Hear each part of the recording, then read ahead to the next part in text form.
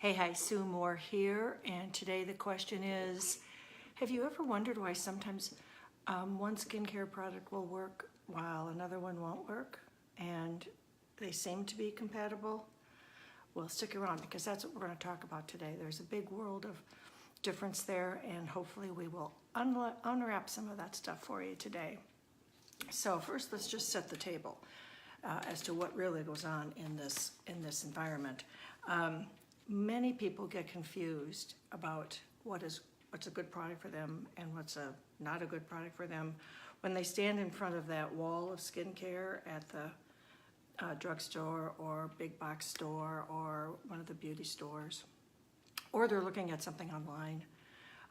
There's just so much to choose from, and it is, unless you have any kind of guidance, it's just so difficult to make a decision. And we all know that a confused mind does not take any action. And so many times people will just leave and say, the heck with it, I'm just gonna have to live with what I've got. Or when there is, when someone does buy a product, they are not entirely sure if it's gonna work for them. So they're running a gamble, if you will, that they're gonna pay X dollars and it will work and yay, or they're going to pay X dollars and it won't work and they will have spent money that they didn't really need to spend. So, okay, so now let's make it just a little more difficult for everybody, okay? Hopefully we will, we'll peel back the layer on this. When you purchase a product, often you do not receive instructions on when and how to use it. So you're not sure if the product is going to interact with other products that you are already using successfully. And if you are using products that don't interact with each other, then the likelihood of you getting the result that you're looking for is slim to none. Slim just rode out of town on a horse, okay? So sometimes the ingredients in different products counteract each other. Now there's three different things that can happen. I've got my notes here. So there's three different things that can happen, and so in any of those you probably are not going to get the results that you're looking for. So here we go. If you don't get, well, let me say, sometimes the ingredients in different products counteract each other, so they're fighting against each other, and nothing happens, and so you're not going to get what you want. Conversely, you may have something that's known as tandem irritation. This is new to me. Which means that if you used either one of the products independently, they would work for you, but when you put them together, they don't work and they cause irritation. So that's kind of a big bummer too. And third, you might experience product incompatibility, which is something that you can test for. If you're not getting the results you're looking for and you've got this wonderful brand new product here, what you can do after you apply the product and it has dried, then just kind of just kind of rub your face a little bit.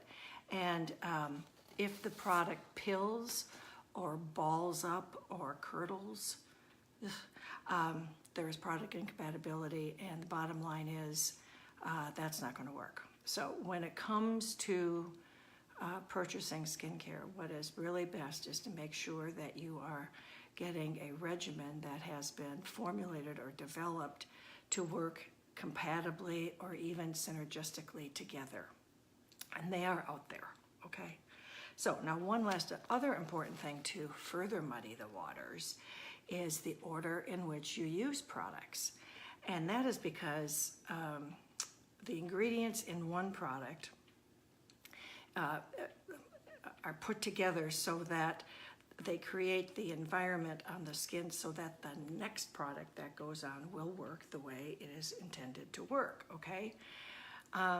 Sometimes what happens when you get them out of order and out of sync, what happens is the products, although they may be good, they'll block what the first product was, the first product is blocking what the second product is supposed to do.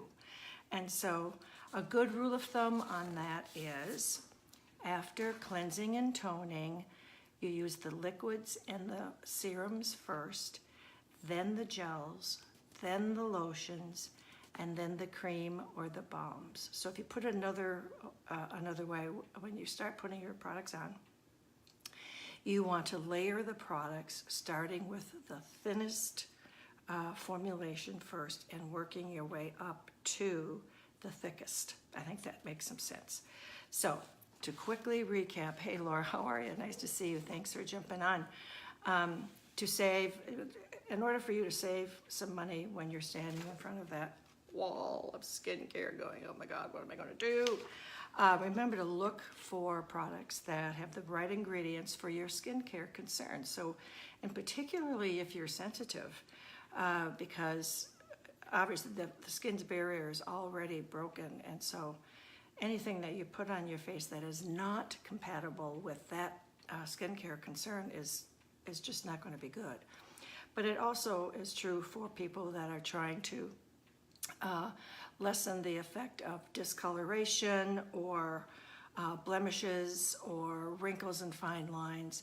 But I go back to the sensitivity issue. People who are sensitive sometimes just shy away from product altogether, which isn't good either because they're not hydrating their skin and it just gets drier and cracks and so forth. I mean, you can go on and on and on about that. So anyway, you want to make sure that the products are formulated so that there is no product incompatibility. And most of all, you want to be shown the order in which to use them. And if you follow those steps, you'll be fine. I can just tell you a true story. I see it all the time. I follow some of the beauty bloggers and see what's going on. And I read all these comments, and many times, in fact, most times, one of the questions is, can you tell me how to use these? Because they're taking a product from product A and one from product B and one from product C, and they're saying, this is my favorite of this, and this is my favorite of that, and this is my favorite of the other thing. And while that's probably all well and good, if you don't know the order and how much you're supposed to use, it just could create a debacle. That's all. So that's it for today. I hope you got some value. If you did, please like and share. And I will obviously have this thing posted if you want to go through it again to get the steps right and so forth. But here is what I have for you, and that is this. If you want to put your products that you are currently using to the test, I have a little quiz here that I'll be happy to pop over to you. It's a little PDF.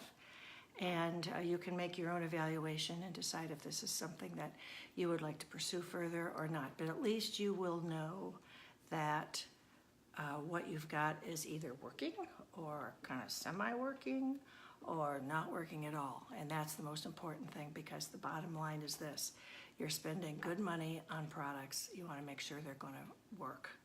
And if for some reason they don't, you want to make sure that the products you are purchasing have a 4 to 6 week money back guarantee. That way you can try them, see if they work. If they do, glory. If they don't, get your money back. So good all the way around. So that's it for today. Like I said, I hope you got some value out of it. See you next time. Talk to you soon. Thanks so much. Bye-bye.